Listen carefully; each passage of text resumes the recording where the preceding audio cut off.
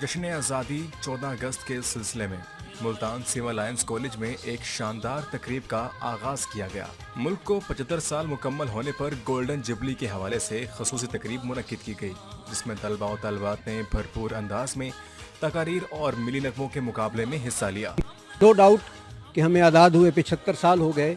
आज हम पाकिस्तान की आज़ादी की डायमंड जुबली मनाने जा रहे हैं, लेकिन मैं समझता हूँ कि जिस मकसद के लिए ये अर्ज़ पाक हासिल की गई थी, ये वतन हासिल किया गया था, शायद हम उस मकसद में कामयाब नहीं हो सके। हमारी यूथ को भी अब ये शऊर है कि हमने ये कितनी कुर्बानियों से मुल्क हासिल किया था और इस वक्त हम किस नहज पर खड़े हैं और हमें आगे फर्दर फ्यूचर के लिए क्या प्लानिंग करनी चाहिए कि हम इस मुल्क को कामयाब और कामयाब कर सकें। बच्चों का जोश देकर उस्ताजा भी मिली नगमे पढ़ने से पीछे ना हटे।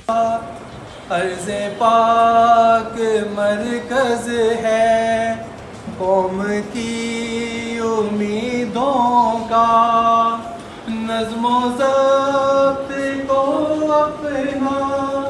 इस मौके पर उस्ताजा और तालिब इल्म का कहना था कि 75 सालों में पाकिस्तान ने हमें बहुत कुछ दिया और हमें भी इस वतन के मुस्तकबिल के लिए जद्दोजहद करनी चाहिए।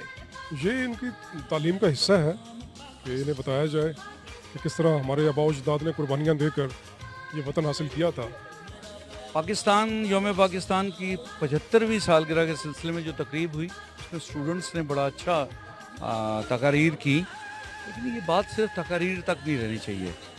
मैं ये समझता हूँ कि नौजवान नस्ल को अपना शऊर इस्तेमाल करते हुए इस माशरे की बेहतरी के लिए काम करना चाहिए। 14 अगस्त हमें ये पैगाम देता है कि हम जिस शोबे में जिन शोबों में काम कर रहे हैं, हमें उन शोबों में अपना एफर्ट करनी है। सिर्फ 14 अगस्त को 14 अगस्त के दिन मना लेने या झंडे लगा लेने से हमारा मकसद पूरा नहीं हो जाता। हमारा मकसद ये है कि बाकी के जो 364 दिन हैं, हमने उन 364 दिनों में मेहनत करके इस मुल्क को उस मकाम तक ले जाना है जिस मकाम तक बाकी दुनिया पहुंची हुई है। आज की जो तकरीब थी उसका मकसद ये था कि हमने 75 साल में पाकिस्तान को क्या दिया है, हमारा क्या ऑब्जेक्टिव है इसको मनाने का, इस दिन को मनाने का, उसको हमने हाईलाइट किया। बहुत शुक्रिया।